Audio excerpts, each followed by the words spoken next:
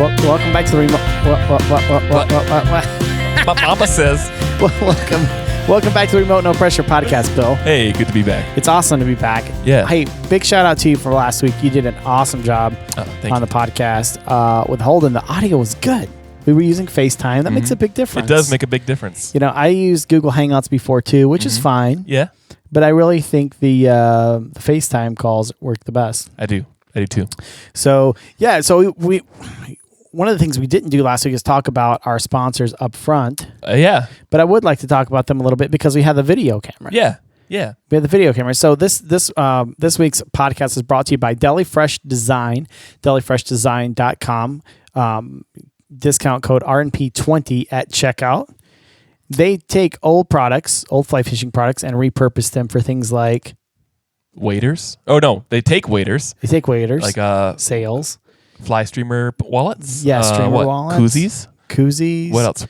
Sling Bags, packs. sling packs. Yeah, backpacks. And you know, a lot of times, I'm very cynical. I'm very, very cynical guy. Go on. Who'd have picked that up? And so when someone says, "Hey, we're trying to keep things out of the landfill," I immediately think, "Yeah, that's your like angle, right?" Millennials. You're trying to sell me on this, like, "Oh, you're going to clean the environment." But I know Ross. Like, we fished together this past summer. I've gotten to know him, and he really believes in that. Yeah. And also, some people can use that and make crappy products and say, "But I'm saving the environment, so you should buy it." His products are amazing. Yeah, so they he are. truly They is are passionate quality. about the environment, and he makes an awesome, cool, just a different, cool-looking product. DeliFreshDesign.com. If you use RNP20 at checkout, you'll receive 20% off your order. You can't go wrong. Buy 5, get 1 free. Yeah, on any one item. If it's the same price. Yeah, you can't. Yeah, It's exactly. 20% off. Yeah. You do the math. You're smart. You're do- smart you people. do We got the a math. smart crowd. Made in Denver, Colorado. Thank you very much, Ross, for sponsoring us. We really appreciate it. And guys, when you're buying stuff from sponsors, it's also helping our podcast as well. That's right. And because we're all growing this together. We're a small business. Yeah. And Ross White with Deli Fresh Design is a small business. So when you buy from these people, it's a cool product, but it's also helping us. You're getting something out of it. We're getting something out of it. He's getting something out of it. It's a win-win-win-win. It's a win trifecta. The trifecta. A trifecta of win. The other sponsor that we have with us this week is Go on. Manscaped. Bill, would you like to talk about because you're the one that got the trimmer. They sent us a free trimmer. This is a quality product. It's waterproof. Okay. Hyper hygienic, rechargeable, but with a USB. I mean, you can plug this into your phone charger. Boom, it's recharging. Quiet stroke technology. You don't want people in the next room knowing what you're doing. That would be kind of awkward. Well, you could say you're shaving, I guess, and it wouldn't be a lie, but Quiet stroke and quick stroke. I don't see that on the box. But there's some technology, some stroking That's technology on the lawnmower. Safe anti-nick feature to prevent nicks and snags. That neither of those sound good in that region that you're working with. Yeah. There's nothing takes better care of the family jewels than the Lawnmower 2.0. I told you that story a couple weeks ago about the overgrowth in the forest. Yeah. When I was at my kid's soccer game, and the guy had a gut, and he lifted up his shirt, and there was like. Why did he lift up his shirt? Was he just like, woo, well, this you game? know how like when you got a big gut, like, and you wear a shirt, it kind of like the gut lifts his shirt. Yeah. Well, you know what I'm talking about. Like, it's not quite long enough. Yeah. Yeah. And I was a bigger dude at one you point in my life. You were. And it was like, oh my God, bro, can't you feel the breeze flying through your forest? But all those accidents are behind you with the Lawnmower 2.0. If you type in remote no pressure at checkout, they are offering you 20% off and free shipping when you type in remote no pressure at checkout. And my friend was ordering one, and she said that you got it for her husband. Yeah. Is my sister-in-law. Oh. It was $60 for like a ton of stuff. Yeah. I got a friend who sent me a picture of everything he ordered For also. $60. Yeah. That's amazing. It's not a bad deal. With free shipping. It was like, yeah, I was really surprised how much He stuff talked she his got. wife into it. He goes, honey, this is a him and hers gift. Oh, yeah. This is for the both of us. But 20% off and free shipping when you type in remote no pressure at checkout. Great product. Again, buy 5, get 1 free. Buy 5, get 1 free. Actually, quick stroke would it be 5 or would it But 4? I don't even know. Buy 4, you get the fifth one is free. Okay. In other news, the other news segment. Bill, are you Irish? Little, yeah. Yeah, a little bit. Fishermen discovered... Just on St. Patrick's Day. Just on St. Patty's Day, baby. Kidding. Have you ever found anything crazy at the bottom of the lake? You ever been fishing or found anything weird? The biggest thing that I find, and this is a reoccurring theme between lakes and rivers, is snapping turtles. You got to watch out for the snapping turtles. Did you ever see that show Turtle Man on Animal Planet? Yeah. What a crazy guy. He got in trouble or something. I don't know what he did, but he seemed like a crazy guy that would get in trouble. Carried a gun everywhere. Nothing against that, but there's rules for a reason. You gotta obey the rules if you carry a gun. He's not the kind of guy I would want to see carrying a gun. No. I don't really mind people carrying guns. No. I'm pretty open-minded with that kind of stuff. But he's the type of guy that I'm a little concerned about him. Yeah. You don't want to be like at a backyard party and all of a sudden see this guy coming in because he's probably packing and you don't know when that gun's making an appearance. Yeah, so anyways, this guy in Ireland reeled in a 10,000-year-old Irish elk skull. Irish elk in quotes, skull. Though the ancient species is exclusively found in Ireland, more remains of these deer have been found here than anywhere else in the world. Almost looks like a moose antler, doesn't it? Yeah. A fisherman and his assistant were out on the lake bed of Lunay in Northern Ireland on September 5th when they reeled in the furthest thing from their usual catch. Raymond McElroy. That sounds like a good Irish. Is that a Scottish accent or did I do more of a... I don't know. I don't know. And his assistant... I can't do accents either. And his assistant, Charlie Coyle, were shocked when they hooked a massive pair of elk antlers with a skull almost fully intact. So we'll put that... Wow, that's crazy. Some crazy pictures. That is crazy. We're going to put some pictures up.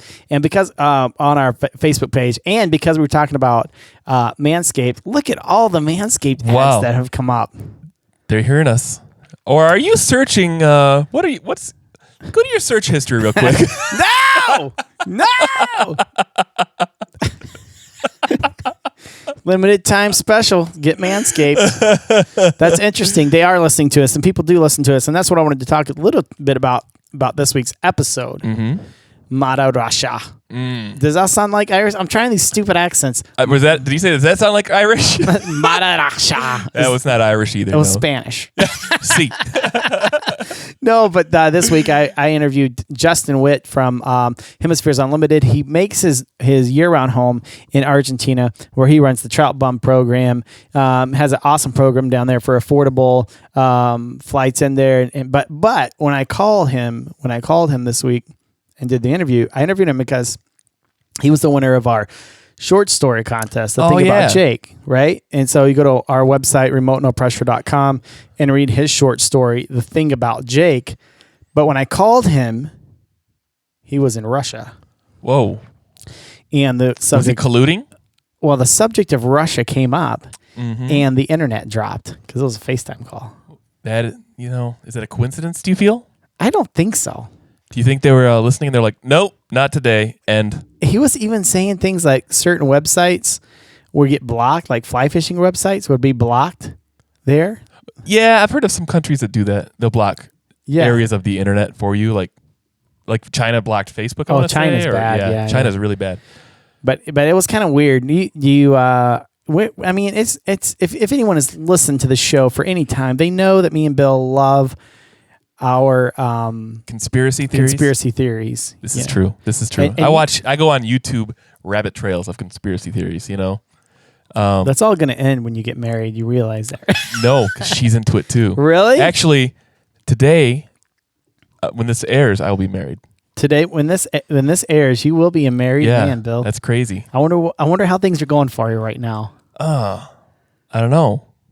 That's a weird thought. I know. Isn't it? I'll be traveling. It's I'll like be driving. Multiple dimensions. 4 p.m. on a Sunday. I'll be driving somewhere. Maybe, or maybe not. Oh man. Nope. Anyways, back to she follows conspiracy theory stuff as well. It's a match made in heaven. I know. But we're conspiracy theorists. We like our conspiracies, and we talk a little bit about that on here about Russia, but not too much because he's still there. But it was an excellent interview about fiction. Normally when we think about the Drake or like some of these more popular magazines, it's all It's stories. all it's stories, but not real like life. fiction. Yeah. You know, and he talks a little bit about fiction. His story, the thing about Jake, was awesome. We both rails. Yeah, it was. It was a great story. I wasn't sure what to think until I got to the end, and I was like, "Holy cow!" And all the pictures were cool too. Did you draw the pictures? Yeah, no. He had another person draw those for him. But it was cool because it was funny, but yet it made you think a little bit. You know, so I appreciate Justin hanging out with us. Yeah. Welcome to the podcast. Let's light the fire. Today on the Remote No Pressure podcast, I'm very excited to have Justin Witt on the podcast with us. Thank you very much for joining us. Thank you, Jeff.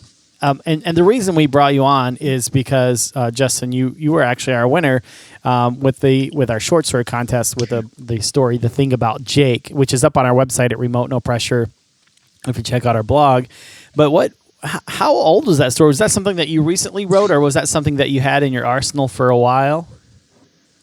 You know, that story sat for a good while in the arsenal. Arsenal is kind of a funny word, but it's a weird piece of writing. I've published a lot of fiction in different places and a good bit of poetry.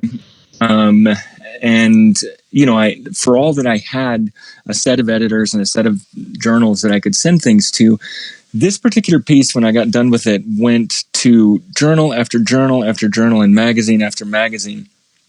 And everybody seemed to like it, but nobody wanted to publish it. So yeah, it sat in the box for quite a while, and I wasn't really sure what to do with it. But then again, I wasn't really sure what to do with it when I wrote it to begin with. It kind of came out of nowhere. So sent it in for you guys for the contest when I was in India a couple of months ago, and you picked it up. I appreciate it. Yeah, it was a great story, and it was very unique. And you know, I read a lot of the major magazines and things like that, and there's just not a lot of fiction type stories in the outdoor writing space. It seems like. Has it always been that way, Justin, or is that something were there ever magazines and periodicals that would publish outdoor fiction like that? I mean, there certainly used to be quite a lot. And even now, Gray's Sporting Journal does some. The last editor at the Flyfish Journal before the present one did some. Not a lot of fiction, but some poetry. They had some of my poetry as well. Gray's does some poetry. Nobody else that I know of is doing anything. There have been a couple of small literary journal startups that were specific to fly fishing content, put out a few issues, didn't end up being able to hold on to it. But no, that's the thing. These days, there's not a lot of outlet for this kind of thing. There used to be. I mean, all of the old sporting journals, even everything down to Sports Afield, Sports Illustrated, they all had a bunch of fiction for many, many decades. And then that started to go away, I think, probably 20 years ago. But to be honest with you, I can't remember that far back. Any certain reason why that would go away like that? Or do you know any explanation at all?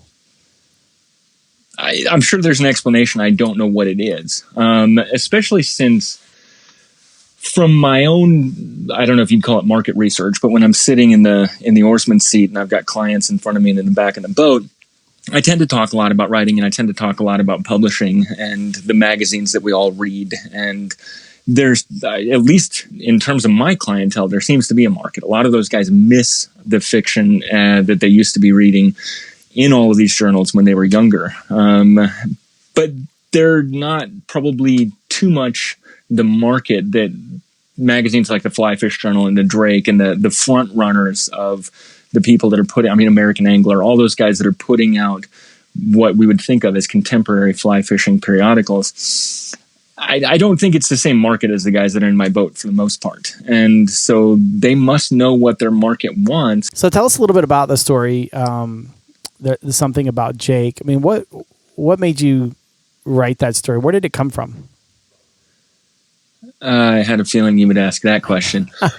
Much like in the story, the beginning of the story, and obviously all fiction is drawn from bits of real experience. It's exactly that, sitting around in Steelhead Camp with snow pelting down and cooking some birds, and then coming up with this question of why it's okay for us to do what we do in catch and release fly fishing versus doing the same thing to other species.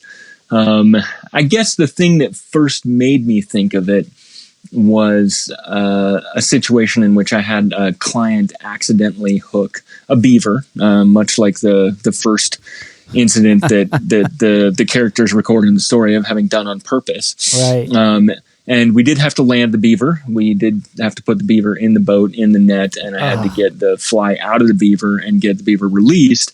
And at that moment, I was a little unnerved by the entire thing, but I was also kind of laughing and looked up and the client was laughing. And then the client said, well, that was kind of fun.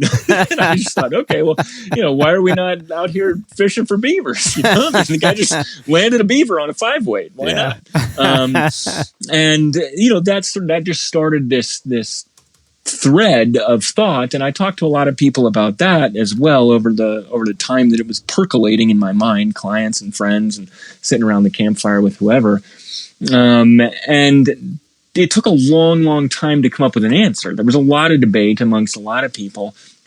And I actually started to be completely transparent and honest about this, a bit of an existential crisis about my work. I mean, and the morality of my work in this, and I had to get that sorted out. I had clients that felt the same way. There's a guy that I've fished with on 4 continents now. He comes all over the place and fishes with me wherever I am. And he had exactly the same kind of thing going on. And he kept telling himself he was going to quit. It was like a little kid that was addicted to candy or something. And he keeps telling himself that he's going to quit after just the next one. But, we went and we tortured fish all over the place for our own fun and amusement and released them and had a great time doing it. And the whole time I was examining this thing, I was really scared of where it was going, and then eventually got it worked out. I got it sorted out and came to a conclusion and ended up writing the story. And the story had a very hard time finding a home because it was just a little too out there for most of the publications that it was submitted to, even the ones that I had been publishing work with in the past. I'm really glad that you guys picked it up, and I hope that it gets some reads. It's definitely humorous enough, I think, to hold people's attention for the amount of time that's required. And they don't have to necessarily bite the bait and start into philosophical debate about the ethics of catch and release fly fishing. Yeah, that's great. It was a funny story, but there was still some morality into it. Made you think a little bit, which I think makes a great story. It's not just funny, but you laugh, you think, well, maybe that's not funny. Like, maybe I shouldn't be laughing at this. One of the things that you said offline is of all the things you've written, this is one that hadn't gotten picked up by the Drake or by some of the other magazines you write for. But yet it's the one that's been speaking to you the most, that you feel like it needs to be heard. Why do you think that is? Why do you think it's been speaking to you like that, Justin? Why do you think this story in particular you're so passionate about as the writer? I haven't answered that question. I'll back up a little bit. When I first started writing, quite a long time ago, when I was up in Virginia hanging around the Hollins MFA, publishing was the whole thing. My submissions process used to be really different than it is now. I used to submit in a regimented way, the way that I used to work up in the States. And I quit doing that and started submitting only when I felt really moved to write something. And at that point, things started getting picked up almost every time I submitted. So the entire dynamic changed, and that was much nicer because I didn't have to be stressed out about any of it. And I didn't really care. In the end, I was writing this stuff to write it. And so if a poem got picked up by the Flyfish Journal, or if a story got picked up by this or that literary journal, it was great, but it wasn't so much that was the objective in the first place. This story was different mostly because I felt like I could never quite end it for myself. And I kind of needed an audience's reaction. It was such a weird question to be asking through a piece of fiction. And so I needed to to get some kind of feedback from the audience, which is the same audience that I'm guiding down rivers, and the same audience that I'm talking to on this podcast, and the same audience that I always have in this industry. I wanted to know what these people felt about this story and the question that it presented. And then it was also the question of Katherine's paintings. Katherine McClure, who's an amazing artist in Atlanta, had done all these paintings for the story to make it into the multimedia piece that it is. And that's the first time I had ever had a collaboration with another artist on something like this. And so when it kept getting rejected and kept getting rejected and kept getting rejected, then I started to feel really bad about having had Katherine put all that work into it if I wasn't going to be able to deliver the goods, because, I went into it thinking that it was easily going to get picked up by the first place that I sent it to. And, which it didn't. So I feel a little bit silly, but that was the main thing. That was why I stuck with it, was because I wanted to ask the question of the audience, and I wanted to get Katherine's paintings out there because she put a lot of work into those, and they're incredible. She's an amazing artist. Yeah, she did a fantastic job, and those pictures are up on our website with your article. I'm a songwriter. I write music, and it's weird how these pieces become their own thing. Like whenever I publish a song, the audience may hear something completely different or get a different message than I would have ever gotten out of it. But sometimes it's those songs that have to be heard that you're like, I totally know what you're going through. It's because it's a weird process, and it's like you're creating this living thing that you're putting out there, and so I totally get that. I totally get what you're talking about, Justin. Yeah. Well, luckily now it has an outlet, and I hope people who do read it will send me their feedback. Absolutely, if anybody has any thoughts or ideas or is offended or is whatever, send me whatever you got, because I would love to hear it. And obviously I'll be happy to forward anything about the artwork on to Katherine as well. Why do you, what do you see as like, we have some of those major periodicals and major magazines and things, but what do you see as the future of those? Would it be really hard to start up a magazine now versus, say, 30 years ago? Like a physical magazine with pictures, that you hold in your hand, not something just online. It's always been hard, but yeah, it's a lot harder now. So much of the media that is being consumed is digital, and printing costs and mailing costs and everything else are a great deal more, I think, than they ever have been. So it's harder, but there is a market. If you look at what the Drake's done and what the Flyfish Journal have done, they've proven certainly that there is a market. But yeah, definitely tougher these days. Yeah, the Drake and the Flyfish Journal, both those are just excellent magazines. I read them, and I think most of the people I talk to who fly fish read them, or I tell them about the Drake, or any fly shop you go to, there it is, there on the counter, so they've done a great job with distribution.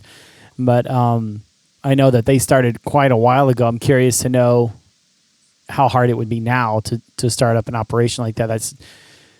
I think most people are just choosing to go online, just the online magazine type thing. Sure. And there are disadvantages to that as well, obviously. But in terms of starting a new publication, like any project that gets launched, there would have to be a space in the market that it needed to fill. And I'm not sure that space exists at the moment, other than in fiction and poetry and perhaps visual artwork. Because it's pretty, it's covered. And I understand why. A big part of why they've had to go in the direction that they have, I think, has to do with the very pressing need of journalism and conservation issue writing at this point. That's super important, and a lot of what the publications that we're looking at every day in our, I don't want to call it an industry, but in our field, are focused on, and necessarily so. But it does leave a gap. It definitely leaves a gap for the kind of creative writing that used to be in a lot of those magazines. And, I hope to see some sort of a better outlet for it in the future, but it's hard to tell. Well, if anyone's interested in the type of writing, because some people literally may have never been exposed to that type. Some people that are younger, they can go to remotenопроpressure.com and read Justin's story, The Thing About Jake, and it's a fantastic story. It kept me entertained the entire time. So I really appreciate you submitting that, Justin. Now I'm talking to you. You're in Russia right now. What other than writing, obviously, what else do you do? Well, I own and run a company called Hemispheres Unlimited, which is mostly a fly fishing destination company where, we have a smaller catalog than most, but it's a catalog of destinations around the world that I have either guided at or been involved in the program development for, or visit on a very regular basis so that I know what's going on and make sure that I'm presenting to the clients exactly what the place is still and actually like, which is why I'm here now. I had to go up to the Cola and do some work with one of our destinations up there.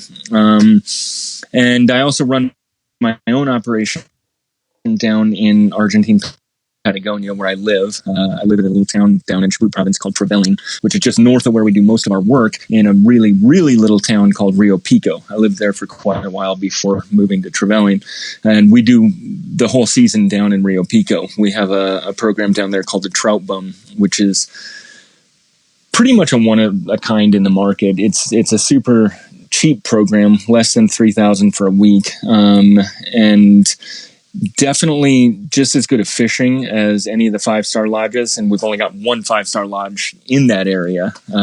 We have access to even more water, actually, but we don't have all the mints on the pillows and the super frills. The nice thing, though, is that the clients get to fish as long as they want. They don't have to get back for dinner, and we catch a lot of fish. So that's what I'm doing most of the year, is being down in Argentina and running that.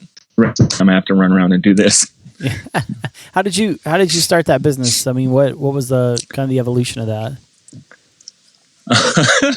That's okay. So in 2007, I was running 3 companies at once up in North America and not particularly enjoying my life, and bumped up against a moment where I needed to shift that pretty significantly. So I sold most of what I owned and packed a backpack and flew down to Ushuaia, which is down by Cape Horn, and just started walking north. I was walking north up the Andes, just kind of jumping back and forth between Argentina and Chile, and fishing the whole way by myself, camping, and trying to figure out what I wanted to do with the rest of my life from that point on. And after doing the whole trip, looking back on it, there was this one area that I had come across, and it was the area of Rio Pico, this tiny, tiny little town just in the middle of nowhere that really wasn't even seeing any fishing pressure from foreign outfitters or anything like that. And it had the biggest fish that I came across in the entire walk, and the best people and the best country. And I went back up to the United States and talked to the other partners of the one company that I didn't sell, and threw my, back then it was a BlackBerry smartphone away, and got back on a plane and went down to Patagonia and started this business. So I ran it just as the program and lodge down in Rio Pico for a long time.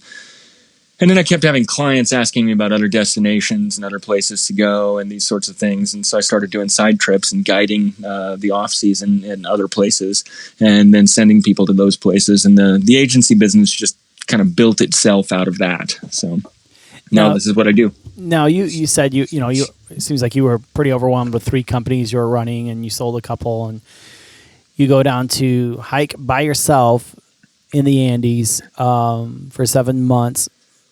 When you first left out to go on this long journey, this long walk in the Andes, what were you hoping to find?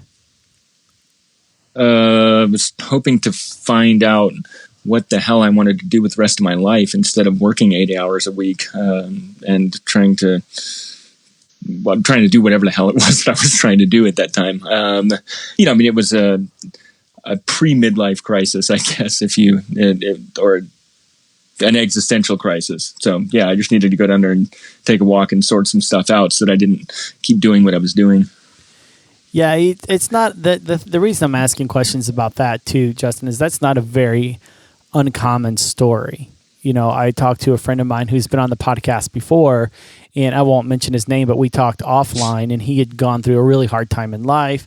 He had gone through a divorce, and he had a kid with this lady, and then he told me it was all a bunch of stupid decisions I made, and next thing you know, he spends a couple months down in Mexico just wandering around, trying to figure out what the hell am I going to do, what's going on in my life, and I've heard that story time and time again. It seems like as a society we get roped into this is the way things are done and this is the way you're supposed to do things, and without us really having the ability to make or the knowledge to do anything differently. And so a lot of times people get sucked into this type of life or because that's the thing to do. And a lot of times they experience that existential crisis that you're talking about, Justin. It sounds to me, though, like you found what you were looking for. Yeah, I did. I mean, I ended up having to make a compromise. Speaking to what you were just describing, I think that a big part of why this is occurring perhaps more with recent generations than before is that recent generations, at least in the developed Western world, have had enough luxury and security to think about things perhaps a little bit too much, maybe even all the way to the question of meaning and sort of not so easily defined concepts like that. But life especially in the United States and to some degree Western Europe has just become so much about consumerism and what you're going to buy next or how much money you're going to make next or what kind of all of these kind of constant amplifications of materiality. And I think that people are starting to question that, but most of them don't have any idea how to get out of it. So when I did what I did, I mean, that was a big part of it, but then still eventually you come around to recognizing that you're not going to become an ascetic and like wander around India in a loincloth begging. So you have to make some sort of compromises. And my compromise was to move into a town that had more people on horseback than in vehicles and start a small company that worked with large, ideas, but very small numbers, and a market that I could relate to, and help them catch fish, show them beautiful places, row them down rivers, be in the kind of situations that I enjoy being in, while managing to support myself and now my family at the same time, because now I also have a wife and a child that are thrown into the mix. Now, did you meet your wife there in Argentina? No, I met my wife in the Peruvian Amazon. Okay, interesting. Now, one of the things though, like you think about previous generations, and you think about our ability to do what we do. I mean, with some of these guys, I think of like the hard generation, even the baby boomers, and before that, where it's like, I've got mouths to feed. I don't have a choice. This life is hard, and this is what you do. Where we're like. Like you said, we do have these luxuries and we have the ability to think. And I just think about like the 40-hour work week. Being an entrepreneur type person I am, I can't comprehend only working 40 hours a week. But with a 40-hour work week, and some people have all this extra time to just think, oh, what else should I be doing in life? And it has afforded us the opportunity to think, which I think like you said, a lot of generations before us just simply didn't have the option to do. Yeah, and I envy them sometimes. You envy them for not having the ability to think? I mean, they had the ability. They didn't have the luxury. They didn't have the time. True. Sometimes I definitely envy that because when you get caught up in these existential questions of meaning, as opposed to caught up in how am I going to get the next piece of food or make sure that my child has the shelter that it needs, that sort of thing. I mean, I would take it all the way to this sort of extreme of saying that I could envy even animals or cavemen. They had absolutely no time to worry about the meaning of life. And having done a sort of informal survey over the last 11 years now of clients that I've guided all over the world, and clients that are ranging from the types of folks that we initially had coming down to the Trout Bum program in Rio Pico, who were mostly other guides and young people who couldn't otherwise go to the 5-star lodges. But then it turned into I had a lot of the 5-star lodge guys coming, and so I got a mixed sample there. But then I also guided in Kamchatka and in on West Andros in the Bahamas and in India and in Alaska and in Mexico. All these places that I went, I had a lot of people that were from a bunch of different strata of life, socioeconomic situations and so on. And so a good moment each week or each time I had a client for a period of days when it seemed like the right moment to drop the question, usually after they'd landed a big fish and it was kind of a peak and this and that, I would ask these clients, what do you think for you is the most important thing in life? And I've kept a list of these answers for all these years, a little over a decade, I guess, and they're extremely diverse. I mean, there are certain ones that come up over and over and over again. Obviously, a lot of people say family, a lot of people say love. There are certain people with religiously motivated answers, and then there are other people, highly successful people usually. And I found that it was more so, if there was any pattern, it was that the more the person was worth, and the more. Well, no, really, it was more the person that was worth, because there were trust fund babies that were worth a great deal and had the leisure of tons of time on their hands, but they had the same kind of reaction as some of the very high income people who were working 80 hours a week and trying to maintain that. And the question would just catch these folks off guard completely. And I ended up with a few that, I mean, they would just sit in the boat and say, I don't know. And then barely speak for the rest of the day or sometimes the rest of the week. So to me, yeah, there is an attraction to the idea that maybe if we had too much to do to simply survive, we would never have to ask that question. But then there's also an attraction to the idea that, yeah, if we pause and if we stop and we do ask that question and we go through what work it would take to come up with an answer for ourselves anyway, then hopefully we can make the changes that we need to make so that we have that sitting and the comfort of knowing what the answer to that question is and staying in line with it as we go about our lives. What was the recurring answer that you received from the higher net worth individuals?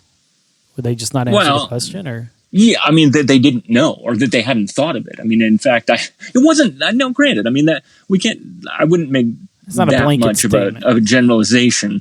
There were lots of them that had the same answers as a lot of other people. And I got some really weird answers too. I got answers that I just couldn't even decipher the meanings of. And then I had, I had people start crying in the boat. As a guide, all guides that are listening to this will know that boat conversation, we tend to become kind of a cross between psychotherapists and confession booth priests.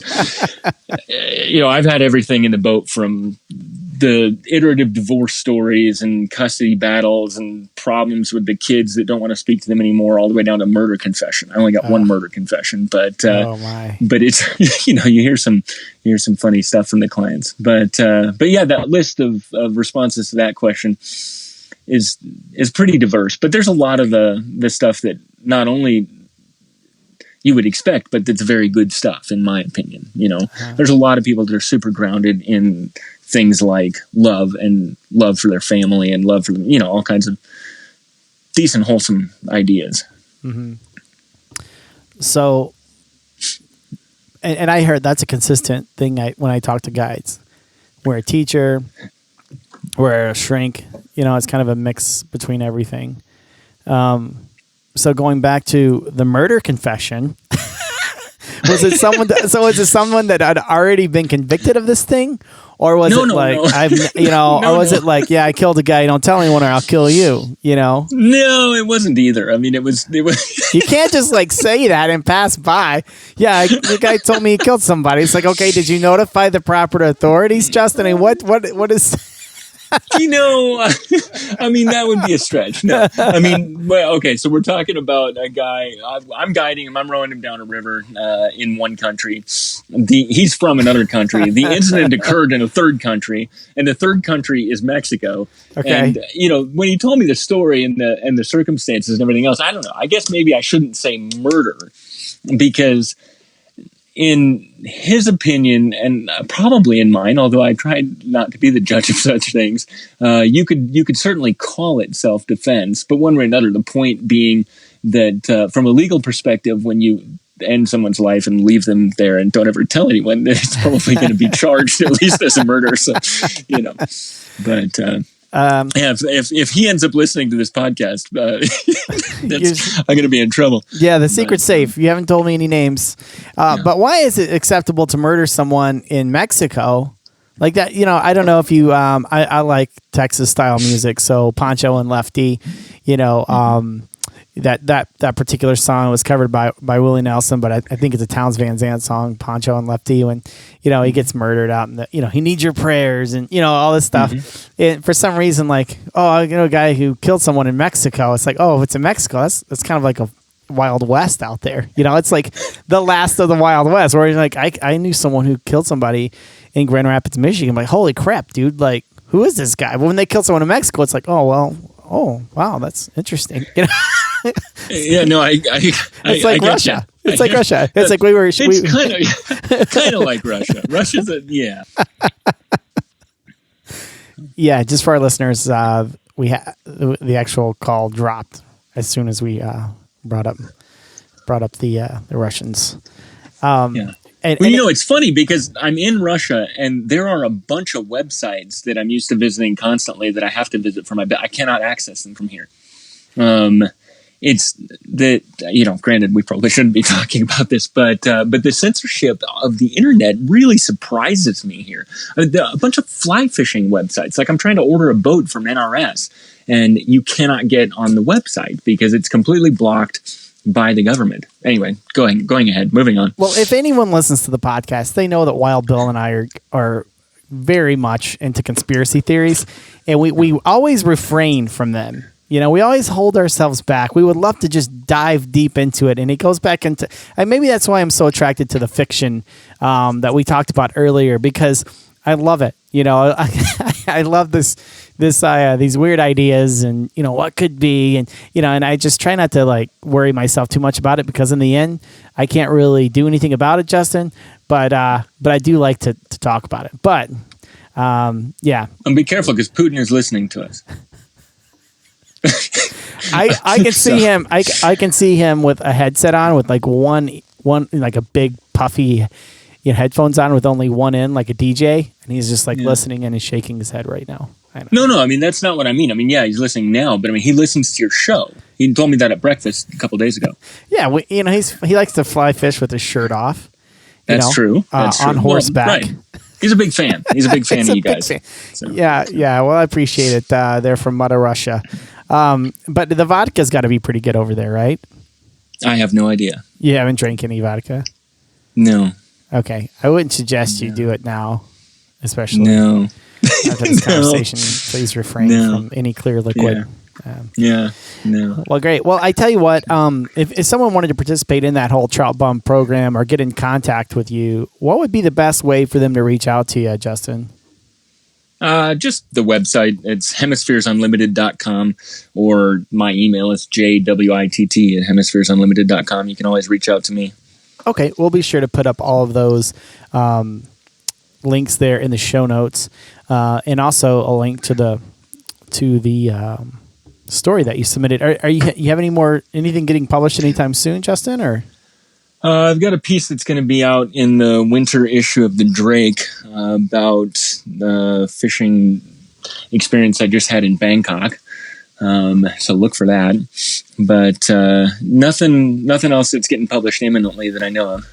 All right. Well, that's great. Well, we'll look forward to seeing that. And thank you so much for just taking a little time with us and talking with us, Justin. Sounds good. Nice talking to you. That was a great episode, Bill. Yeah, it was. Would you like to go to Russia sometime? I don't know. I've heard good things about Russia. Like almost not that they're more free than America, but like they respect their leaders over there. Yeah, I bet they do. People really stand behind. What's his name? Putin.